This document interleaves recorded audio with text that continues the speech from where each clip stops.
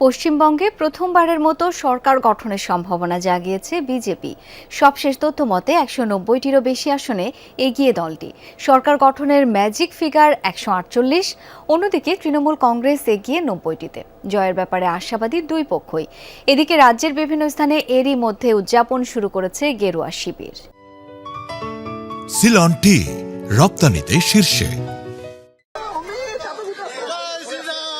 এখনো আসেনি আনুষ্ঠানিক ঘোষণা, কিন্তু চলছে উৎসব। গেরুয়া রঙের ছড়াছড়ি পুরো পশ্চিমবঙ্গে। সর্বশেষ তথ্যানুযায়ী ২৯৩টির মধ্যে ১৭০টিরও বেশি আসনে এগিয়ে বিজেপি। ক্ষমতাসীন তৃণমূল লিড করছে অন্তত ৯০টি আসনে। তবে এইসব আসনে এখনো আরও কয়েক রাউন্ডের ভোট গণনা বাকি।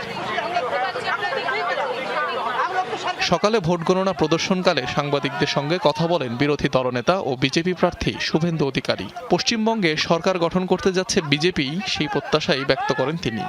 सरकार भाजपा कर रहा है, ये मान के चलिए। आप लोग का जो चल रहा था, जो इनिशियल ट्रेंड रहा है 135 प्लस बीजेपी, 100 अप्रोक्स टीम्स। ये भवानीपुर का मैं 9-10 राउंड से आप देख लेना, मैं पूरा संभाल के आगे चला जाऊंगा। এদিকে ভোট গণনার মাঝেই জরুরি বার্তা দিয়েছেন পশ্চিমবঙ্গের মুখ্যমন্ত্রী মমতা ব্যানার্জি। ভিডিও বার্তায় কাউন্টিং এজেন্ট ও তৃণমূল নেতাকর্মীদের ভোটিং এলাকা ত্যাগ না করার অনুরোধ করেছেন তিনি।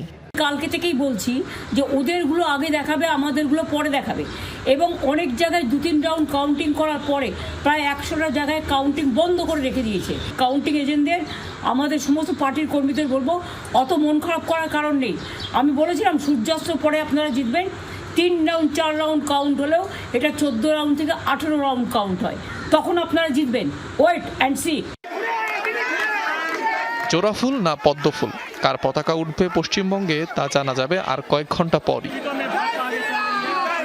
অনিক রহমান, যমুনা নিউজ।